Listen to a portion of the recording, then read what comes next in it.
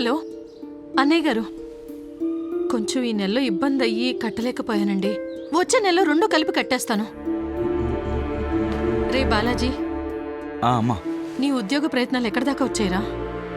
ఎవరి దగ్గరికి వెళ్ళి పని అడిగినా మినిమం ఎక్స్పీరియన్స్ కావాలంటున్నారు. పోనీ ఏదైనా పార్ట్ టైం జాబ్ అన్నా చెయ్యొచ్చు కదా. ఇంట్లో చాలా ఇబ్బందిగా ఉంది. అమ్మా, ఈ రోజుల్లో డెలివరీ బాయ్గా చేరన్నా కంపల్సరీ బైక్ కావాలమ్మా. ఏదైనా సెకండ్ హ్యాండ్ బైక్ అయినా తీసుకోవచ్చు కదరా. సెకండ్ హ్యాండ్ బైక్ అది కొనాలంటే మినిమం 25,000 కావాలి. ఎక్కడున్నా డబ్బులు? ఒక పంచే, ఇదిగో ఈ దుద్దులు తీసుకెళ్ళి అమ్మేసి బైక్ తీసుకో. వద్దమ్మా, నాన్న గుర్తుకోనే ఇవి ఒకటే, వాటిని నేను అమ్మలేను. అమ్మొద్దురా, ఎక్కడన్నా తాకట్టు పెట్టి డబ్బు తెచ్చి బైక్ తీసుకో. నువ్వు దేనిలో ఒక దానిలో జాయిన్ అయిన తర్వాత అప్పుడు ఇడిపించి నాకు అమ్మలు నాకు తెచ్చివ్వు, సరేనా? సరే. ఈ బైక్ చూడరా మామయ్య, NS 200 చాలా బాగుంది. ఒక నిమిషం ఉండి ఫోన్ చేస్తా. నేను మాట్లాడతాను. హలో, రవి గారా అండి? అవునండి. అదే OLXలో 50,000 బైక్ 25,000కే పెట్టారు, నిజమేనండి?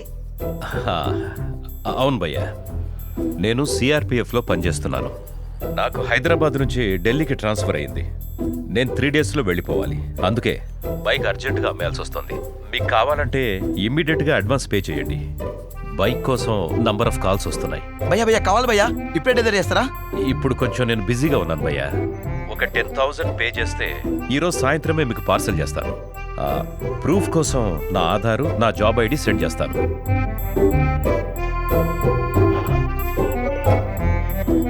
Aadhaar card, job ID proof పంపించాడు రా, జెన్యూన్ పర్సన్ లా ఉన్నాడు.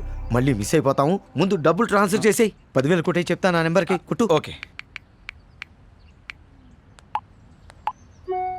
కొట్టేసాను మామయ్య.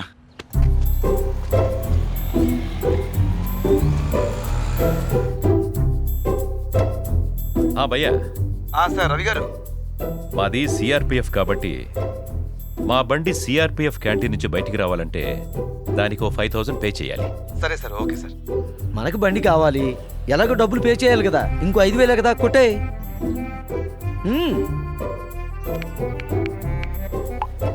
కొట్టేసింది మామయ్య. ఇప్పుడు మామయ్య ఒక నిమిషం. మామయ్య బైక్ అతను మాట్లాడు. సార్, నేను ఇప్పుడే బండి పార్సల్ చేయించాను. 2 రోజుల్లో మీరు ఇచ్చిన అడ్రస్కి వచ్చేస్తుంది. డెలివరీ అక్నాలెడ్జ్మెంట్ వాట్సాప్ చేస్తాను. ఇమ్మీడియట్గా బ్యాలెన్స్ అమౌంట్ సెండ్ చేయండి. Okay sir, thank you sir. మామయ్య బైక్ పార్సల్ చేశారంట. ఇది రిసిప్ట్ కూడా పంపించారు. ఆ మిగిలిన బ్యాలెన్స్ కూడా కొట్టేమన్నారు.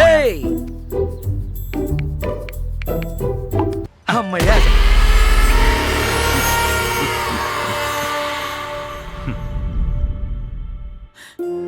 ఎంత పని చేసావురా. CRPF అధికారని చెప్తే నమ్మానమ్మా. బైక్ పార్సల్ చేస్తారని చెప్పి డబ్బులు మొత్తం కాజేశారు. కష్టపడి రెక్కలు ముక్కలు చేసుకొని సంపాదించిన సొమ్మునంతా ఇలాంటి వాళ్ళు వచ్చి రాబందుల్లా కాజేస్తున్నారు. వదలకూడదు, వాళ్ళని ఊరికే వదలకూడదు. పోలీస్ కంప్లైంట్ ఇవ్వాల్సిందే. రే బాలాజీ, పదరా పోలీస్ స్టేషన్ కి కంప్లైంట్ ఇద్దారా. సోషల్ మీడియాలో గవర్నమెంట్ ఆఫీషియల్స్ అని చెప్పి మీకు ఫేక్ ఐడీస్ ప్రెజెంట్ చేసి మిమ్మల్ని మోసం చేయడానికి ట్రై చేస్తారు. మీకు తక్కువ రేట్కి ఇస్తామని చెప్పి ముందే మీ డబ్బులు తీసుకొని లాస్ట్కి ఆ వస్తువే మీకు పంపించకుండా మోసం చేస్తారు. జాగ్రత్తగా ఉండండి. మీకు ఫ్రాడ్స్ అని ఏ మాత్రం డౌట్ వచ్చినా సైబర్ క్రైమ్ నంబర్కి వెంటనే కాల్ చేయండి.